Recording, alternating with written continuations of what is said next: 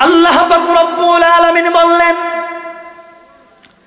কিতাবুন আনজালনাহু ইলাইকা লিতুখরিজান নাস মিনাজ যুলুমাতি ইলান নূর।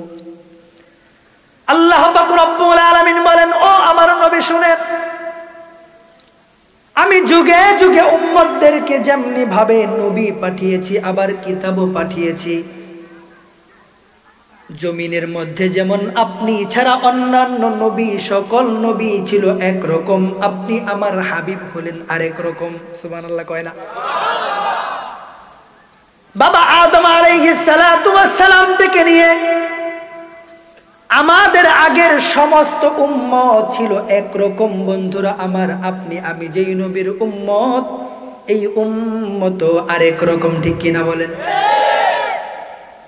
অন্যান্য নবীরা পর্যন্ত জান্নাতে যেতে পারবে না।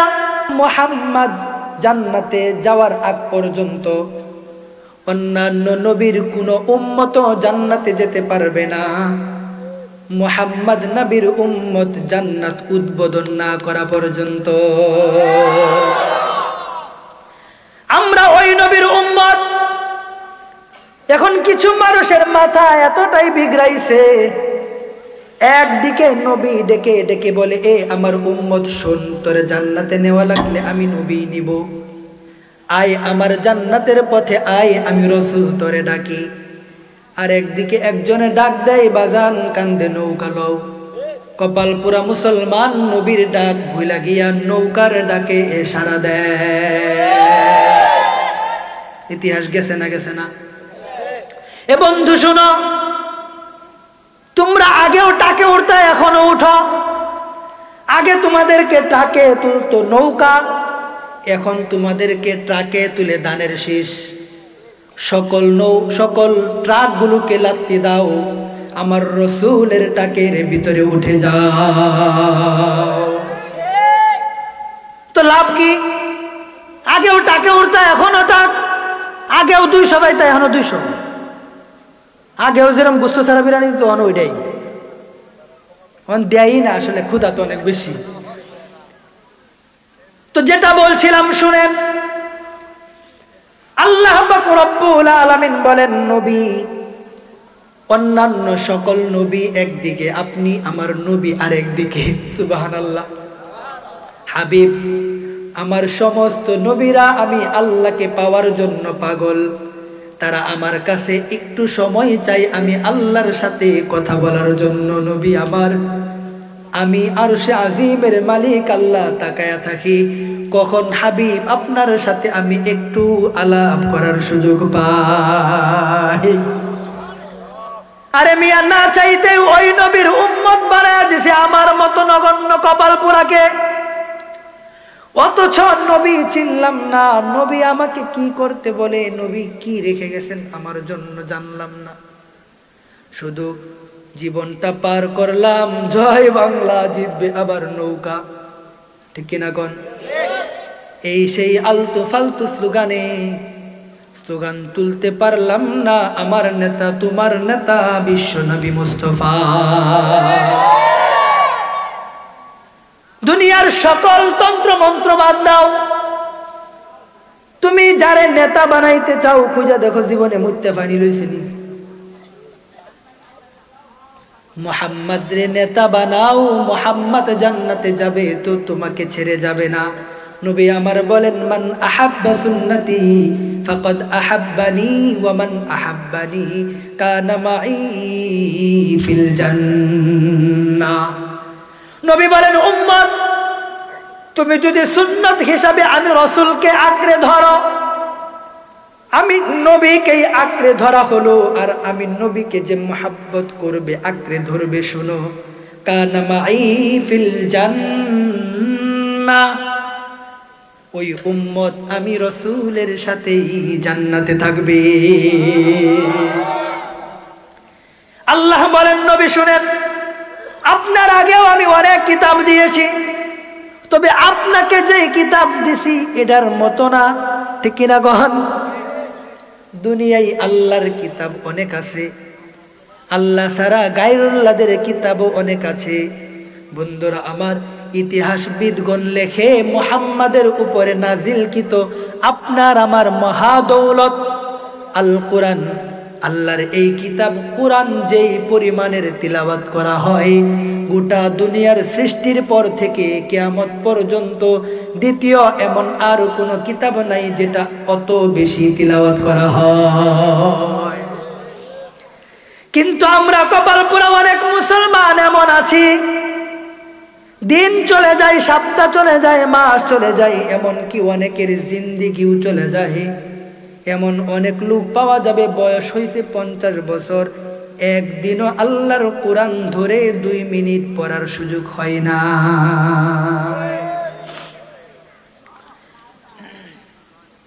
যাও একটু আধটু কোরআন না পড়লেও ঘরে থাকতো।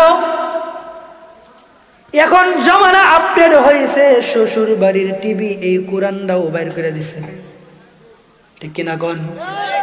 বিয়ে করলে জামাই রে কি দিবে খুঁজে না পায়া মনে মনে কয়, একটা টিভি যদি না দেই আমার মেয়ে দেখবেটা কি, কয় না? আপনি মোটরসাইকেল লইছুন, ওরে বাবা বিশাল জামাই, কয়রা কান্দার লোকজন বিরাট চালাক গো। শুনেন, হাসির কথা না, এক যুবকের কারগুজারি শোনাই। যুবক মসজিদে কোরআন শরীফ লয়ে আইছে, আয়সা ইমাম সাহেবরে খুঁজতেছে। ইমাম সাহেব হুজুর, ইমাম সাহেব হুজুর কোথায় আছেন? হুজুর বেরোইছে। কি ভাই কি খবর? হুজুর কোরআন শরীফ তো পবিত্র জিনিস। কদিন আমার ঘরে কোরআন শরীফটা ছিল, এখন কেউ তো পড়ে না, আর তাছাড়া নতুন বিয়ে করছে তো শ্বশুর বাড়িতে একটা 48 ইঞ্চি দিছে। আচ্ছা, এখন চিন্তা করলাম ওটা তো নাপাক জিনিস, আর আল্লাহর কোরআন এটা তো পবিত্র জিনিস। তখন চিন্তা করলাম একই টেবিলের উপরে এদিক দিয়ে কোরআন শরীফও থাকবো, আবার এদিক দিয়ে টিভিও চলবো। তো চিন্তা করলাম যে এটা কোরআন শরীফের সাথে অবমাননা হয়, এই জন্য আপনার কাছে নিয়ে আসি। কোরআন শরীফটা আমার বইও কইছে মসজিদে দান করে দিবার। হাসির কথা না? হা হা। টিভির জন্য ঘর থেকে কোরআন বের করে দিচ্ছে। আচ্ছা বলেন, মুমিনের জন্য ঘরে রহমত বরকত কিসে আনতে পারে, কোরআনে না টিভিতে? কপাল পোড়া যুবক, তুমিও বুঝলা না, শ্বশুর বাড়ি টিভি দিছে, টিভির লেগে কোরআন বের করে দিছ। আল্লাহ কো শুন, তুই তো বাজারে যাবি গা, তোর বউ, তুই যেমন গড়তে তোর কোরআন বের করছস, আল্লাহ তোর গড়তে বউ বের করে আরেকবারের ঘরে ঢুকাই দিব। খারাপ লাগছে কথাটা? বাস্তবতা তাই। আরে ঘরে কোরআন থাকলে কোরআনের বরকতে তোমার স্ত্রী পুত পবিত্র থাকতো। তুমি কোরআন পড়তে বলতা, কোরআনের সাথে একটু সম্পর্ক হইলে রবের ভয় ঢুকতো, পরকিয়া করতো না। তুমি যেমন তোমার ঘর থেকে বউয়ের লাগিয়া, বউয়ের বাড়ির 26 ইঞ্চি 48 ইঞ্চির লেগে কোরআন বের করছ, তোমার বউয়ের ভিতরেও তো এখন কিচ্ছু নাই। রহমতের ফেরেস্তা ঘর থেকে বেরোইছে, গজবেরটা ঢুকছে। এখন গজবের ফেরেস্তা মেহনত করতে করতে তোমার বউয়ের অনেকের কপাল এমন পুরা বাহিরে নিতে পারছে না, তাই কি হয়েছে, ঘরে যে তোমার ছোট ভাই ছিল এটার লগে লাগাই দিছে। এই যে কয়েকদিন আগে নিউজ দেখলাম, ছোট ভাইয়ের লগে পরকিয়া করছে। বড় ভাই থাকতো বিদেশ, বড় ভাই বিদেশ থেকে আইছে, এই কালনাগিনী জামাইয়ের আপন ছোট ভাইকে নিয়ে দুইজনে ষড়যন্ত্র কইরা বড় ভাইরে মারাই লাইছে, নিজেরা মারা ফেলছে। এই ইউটিউবে সার্চ দিবেন পাবেন। মুহতারাম হাজিরিন, এই জন্য আল্লাহর এই কোরআন এত দামি এক জিনিস, আল্লাহর এই কিতাব এমন দামি জিনিস। আল্লাহ বলেন, নবী শুনেন, আপনার আগেও অনেক কিতাব দিয়েছি, তবে আপনার মতো না। পৃথিবীর মধ্যে সবচেয়ে বেশি পঠিত আল্লাহর এই কালাম কোরআন। আরো সুসংবাদ শুনেন, এই কোরআন এমন দামি এক কোরআন কিতাব, এই কোরআন যারা পড়ে তারা তো কোরআন পড়ে না, তারা স্বয়ং কোরআনের মালিক আল্লাহ তাআলার সাথে কথা বলে। এখন যদি এখানের কাউকে বলা হয়, বর্তমান সময়ের রাষ্ট্রপ্রধান ডক্টর ইউনূস, যদি 2 মিনিটের জন্য সময় দেওয়া হবে, এই কয়রা কান্দার কারোর সাথে 2 মিনিটের জন্য কথা বলার সুযোগ দেওয়া হবে, যে আগে দাঁড়াইতে পারবেন এই সুযোগটা তাকেই দেওয়া হবে। বলেন আগে কে দাঁড়াবে? মায়ের হবে না? সামান্য ডক্টর ইউনূসের সাথে 2 মিনিটের কথার সুযোগের জন্য যদি মারামারি হতে পারে, স্বয়ং আরশে আজিমের মালিক আল্লাহ বলে আমার কোরআনটা হাতে নাও, আমার কোরআনটা নিয়ে পড়তে পারো আর না পারো শুধু তাকায়া থাকো, আমি আল্লাহ তোমার সাথে কথা বলবো। এই আজকে কোরআন বের করে দিছি, কোরআন পড়তে পারি না, এটা দুর্ভাগ্য, হয়তো অনেকে পারেনি না। তাই বলে কি বন্ধু কোরআনটাকে ঘরে রাইখা 2 মিনিটের জন্য একটু কি বুকের সাথেও জড়ায় রাখা যায় না নাকি? এটাও কি কঠিন নাকি? সারাদিন তো 24 ঘন্টা মোবাইল চালাও, আর কিছু মুরব্বী বাবারা 1 পা কবরে গেছে গা, দিনে 2 বেলা টাইম করে একদম রুটিন করে সকালে 3 ঘন্টা, সন্ধ্যায় 3 ঘন্টা টিভির দোকানে আসে না নাই? একদিনও মিস নাই, প্রত্যেক দিন একই টাইমে দোকানে পাবেন। আমি পাই কিছু বুড়া আছে, এলাকা কইলাম আর কি, কমাস কম 2 ঘন্টা 3 ঘন্টা বাজান, মনে কষ্ট নিয়েন না, পায়ে ধরে বলি। আপনি প্রতিদিন যে 3টা ঘন্টা সকাল 3টা ঘন্টা বিকাল রুটিন করে টিভির দোকানে দেন, আপনি কি 5টা মিনিট আল্লাহর কোরআনটাকে বুকে জড়ায় ধরতে পারেন না? টিভির দোকান আপনাকে নিবে জাহান্নামে। আল্লাহর কোরআনটা যদি 1 মিনিটের জন্য একটু জড়ায় ধরেন, প্রতিদিন না পারলেও মাঝে মধ্যে, আমি চ্যালেঞ্জ করে বলি, আমার নবীজি বলেন আল কোরআন হুজ্জাতুল লাক। আরে দুনিয়াতে যেমন তুমি কোনো একটা তোমার নামে মামলা হলে ওই মামলা থেকে বাঁচার জন্য উকিল ধরো, শুনো আল্লাহ তাআলার ছেড়ে দেওয়া দুনিয়ায় এই কিতাব কোরআনটা, এটাও উকিল। দুনিয়ায় যারা এই কোরআনের সাথে একটু সম্পর্ক রাখবে, পড়তে পারে না, প্রতিদিন একটু করে ধরে ধরে একটু চুমু দেয়, খালি একটু চুমু দেয়, একটু বুকে ধরায়, এভাবে মহাব্বত যদি কেউ রাখতে পারে, কোরআন হাসরের মাঠে এই ব্যক্তির পক্ষ নিয়ে আল্লাহ তাআলার কাছে উকালতি করবে। দরকার আছে? একটা আমল দিয়ে দেই, প্রতিদিন কোরআন একটা ঘরে রাখবেন, রাইখা প্রতিদিন 1 মিনিটের জন্য শুধু খালি কোরআনটার একটু বুকে ধরে চোখ বন্ধ করে আপনি যা মন চায় তা করবেন। 1 মিনিট পারবেন? পারবেন সবাই ইনশাল্লাহ? আপনি কয়েকদিন করেন, কইরা পরে যদি আপনার লাভ না হইছে, আপনার ব্যবসায় বরকত, রিজিকে বরকত, পরিবারে বরকত, সবকিছুতে যদি বরকত না পান, তাহলে আমার ময়মনসিংহে ধরেন।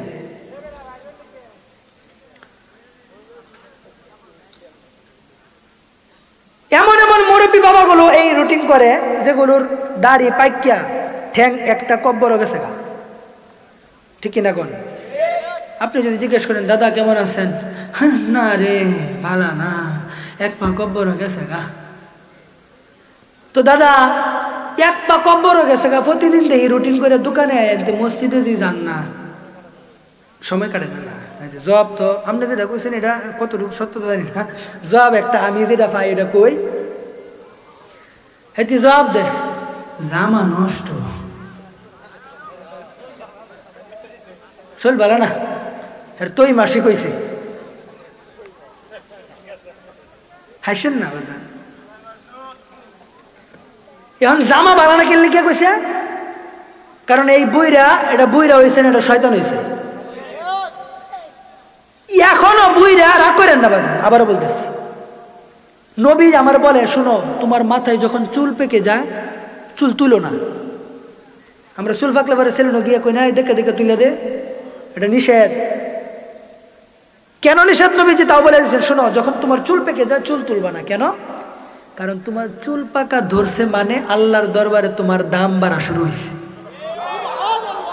নবী বলেন চুল পাকা ধরছে এমন ব্যক্তি, দাড়িওয়ালা, দাড়ি পাকা, চুল পাকা এমন ব্যক্তি আল্লাহর কাছে যদি কোনো কিছুর জন্য হাত বাড়ায়, আল্লাহ ওই ব্যক্তির হাত খালি হাতে ফিরাইতে লজ্জা পায়।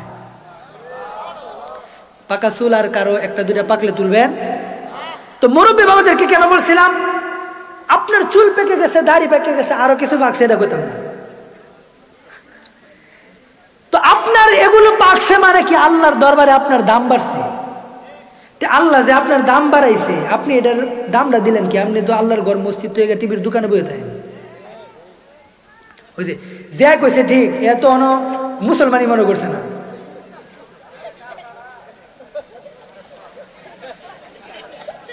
বুঝলেন? আপনি রাগটা করতেছেন, রাগ করলে 1000 টাকা দান করে দিন। আচ্ছা যাই হোক, এটা একটা মজার কথা বললাম, বেশি রাইত হয়েছে, ঘুমেও ধরতে ধরতে পারি, একটু আসাইলাম, নাইলে আবার করবেন নামের শেষে আনন্দপুরি লাগাইছেন, একটু আনন্দ তো পাইলাম না। আচ্ছা যাক, এটা ফিরিয়ে দিছি, দিয়া লাগতো না। আচ্ছা শুনেন, যে কথা বলছিলাম, এই যে মুরব্বী বাবারা রুটিন করে করে টিভির দোকানে যাচ্ছেন, আপনার কি এখনো মরণের কথাটা স্মরণ হয় না? আপনি এই মুহূর্তে যদি টিভির দোকান না ধরে আল্লাহর ঘর মসজিদটা ধরেন, আমি কসম করে বলি, নবীজির হাদিস সাক্ষী, সাবাতুন ইউযিল্লুহুমুল্লাহু ইয়াওমা লা যিল্লা ইল্লা যিল্লুহু, কিয়ামতের ময়দানে যেদিন আরশের ছায়া ছাড়া অন্য কোনো ছায়া থাকবে না, সেদিন 7 শ্রেণীর মানুষকে আল্লাহ আরশের ছায়া দিয়া ঠান্ডা করবেন। এই কথা বলুন, এই কথা বলুন। তার মধ্যে 1 শ্রেণীর মানুষ যাদের দিল মসজিদের সাথে লেগে থাকতো। আপনি এই বুড়া বয়সে যদি টিভির সাথে দিলটা না লাগাইয়া মসজিদের সাথে লাগান, আমি চ্যালেঞ্জ করে বললাম, আপনার জান্নাত ঠেকানোর মতো দুনিয়ার কোনো শক্তি নাই। ঠিক কিনা কোন? এমনকি স্বয়ং আমার উবাইদুল কাদের কাউয়া কাকু যদি চায় ঠেয়াইতার তো না। এই বেটা দুই বিরাট আপনি এবার লাগছেন কি পিছনে।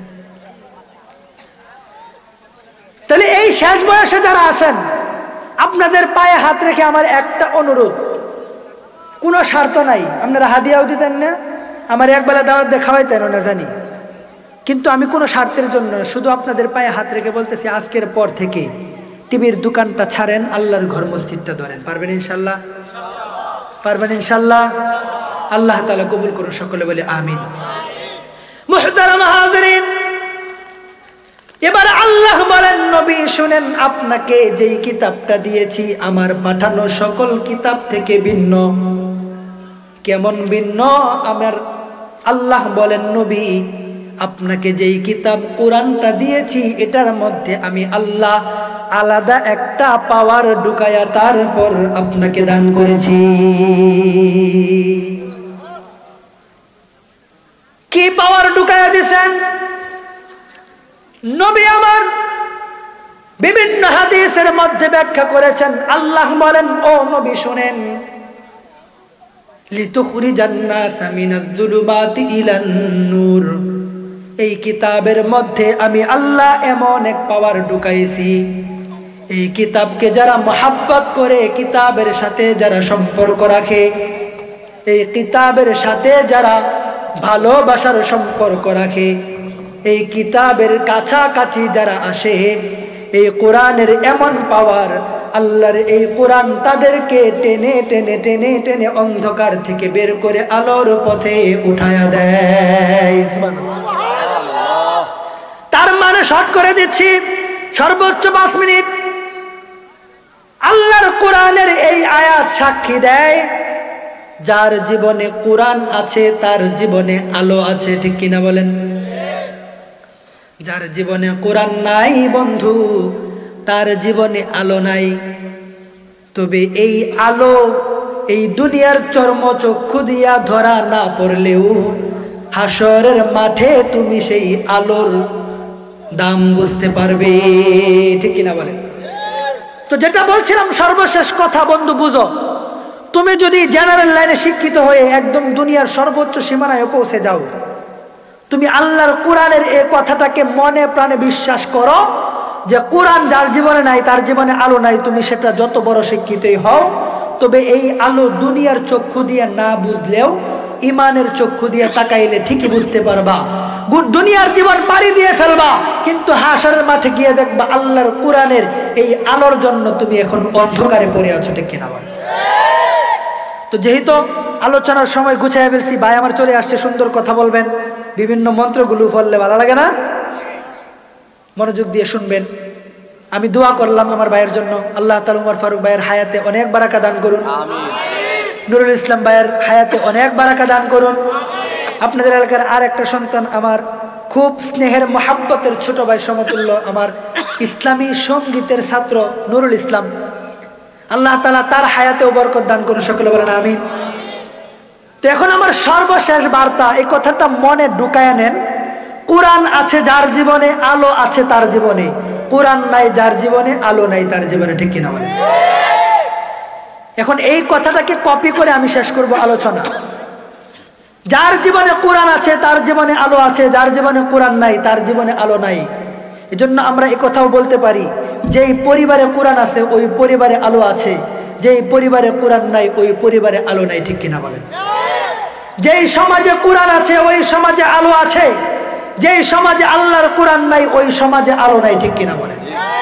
যেই দেশে আল্লাহর কোরআন আছে ওই দেশে আল্লাহর আলো আছে, যেই দেশে আল্লাহর কোরআন নাই, কোরআনের শাসন ব্যবস্থা নাই, ওই দেশে আলো নাই। ঠিক কিনা বলেন? এখন বলেন, আমরা আমাদের দেশে আলো চাই না অন্ধকার চাই? সবাই বলেন, আলো চাই না অন্ধকার চাই? তবে এই আলো এই যে লাইটের আলো না, এই আলো কি না? লাইটের আলো না, এই আলো ইমানের চক্ষু দিয়ে দেখলে দেখতে পারবেন আলো। আল্লাহ তাআলা আমাদেরকে বুঝবার তৌফিক দান করুন, সকলে বলেন আমিন। এখন আমার সর্বশেষ বার্তা কি? যে হাদিসটা পড়েছি এই হাদিসের বার্তা আমি গোটা দেশে এই কথা বলে বেড়াচ্ছি। লা ইয়াবকা আলা যাহরিল আরদি বাইতু মাদারিন ওয়ালা আবারিন ইল্লা আদখালাহুল ইসলাম। নবী আমার বলে, ততদিন পর্যন্ত কিয়ামত হবে না যতদিন পর্যন্ত আল্লাহর জমিনের প্রত্যেকটা পাকা ঘর, কাঁচা ঘর, ছোট ঘর, বড় ঘর, সব ঘরে ইসলাম না ঢুকবে। ঠিক কিনা বলেন? সর্বশেষ কথা আপনাদের কাছে একটু জোরে সোরে আওয়াজ দিবেন। তাকায়া দেখেন সিরিয়ার বিজয় হয়েছে, তাকায়া দেখেন আফগানিস্তানে আল্লাহর কোরআনের শাসন ব্যবস্থা শরিয়া কায়েম হয়েছে, তাকায়া দেখেন শ্রীলঙ্কার জালেম পালিয়েছে, তাকায়া দেখেন 5 আগস্ট বাংলাদেশের জালেম এবং জালেমের গোষ্ঠীরা দেশের মাটি ছেড়েছে। এই জন্য আজকের এই মাহফিল থেকে বলতে চাই, খুব বেশি দূরে নয়, যেদিন আল্লাহর জমিনের ভারতের ভূখণ্ড থেকে মুদিউ পালাতে বাধ্য হবে, যেদিন সেই ইসরায়েল থেকে ইসরায়েলের জালেম পালাতে বাধ্য হবে, ও বন্ধুরা, কাশ্মীর স্বাধীন হবে, ফিলিস্তিন বিজয় হবে, ইন্ডিয়াও বিজয় হবে, বাংলাদেশেও গোটা দুনিয়াতে ইসলাম প্রতিষ্ঠিত হবে। আপনাদের কাছে আমি বলতে চাই, আল্লাহর জমিনের প্রতি ইঞ্চি মাটিতে আল্লাহর দ্বীন প্রতিষ্ঠা করার জন্য, আল্লাহর জমিনের প্রতি ইঞ্চি মাটিতে আল্লাহর কোরআনের শাসন ব্যবস্থা কায়েম করার জন্য সদা সর্বদা সবাই প্রস্তুত থাকবেন তো ইনশাআল্লাহ? আল্লাহর কোরআনের শাসন ব্যবস্থা প্রতিষ্ঠা হোক, এটার জন্য যদি বাংলাদেশের উলামায়ে কেরাম ঐক্যবদ্ধ হয়ে আমাদেরকে ডাক দেয়, আপনাদেরকে আহ্বান করব, ময়মনসিংহ থেকে যদি ডাক আসে, আল্লাহর কসম, আল্লাহর জমিনে আল্লাহর কোরআনের শাসন ব্যবস্থা কায়েম করার জন্য, আল্লাহর রাসূলের আদর্শ বাস্তবায়ন করার জন্য যদি ডাক আসে, মাথায় কাফনের কাপড় বেঁধে, কোমরে রশি বেঁধে, মার কাছ থেকে বিদায় নিয়ে, স্ত্রীর কাছ থেকে বিদায় নিয়ে আল্লাহর কোরআনের জন্য যদি শাপলা চত্বরেও আবার যেতে হয়, নতুন করে আমরা শাপলা চত্বর কায়েম করব। ঠিক কিনা বলে? আল্লামা দেলোয়ার হোসেন সাইদি বলছিল, আল্লামা মামুনুল হক সাহেব বলতেন, আমিও বলি, মরতে যেহেতু হবেই, শিয়ালের মতো 1000 বছর, কোটি বছর বেঁচে থেকে লাভ কি? মুসলমান সিংহের মতো 1 মিনিট বেঁচে থাকলেও লাভ আছে। যতদিন বেঁচে আছি সিংহের মতোই বাঁচবো, কোরআনের কথা বলবো, আল্লাহর জমিনে আল্লাহর আইনের কথা বলবো, যদি প্রয়োজন হয় মরতে হয় মরবো, কিন্তু যতদিন বাঁচবো 1 সেকেন্ড বাঁচলেও সিংহের মতো কোরআন বুকে নিয়ে বাঁচবো। ঠিক কিনা বলে? আল্লাহ কবুল করুন, সকলে বলেন আমিন।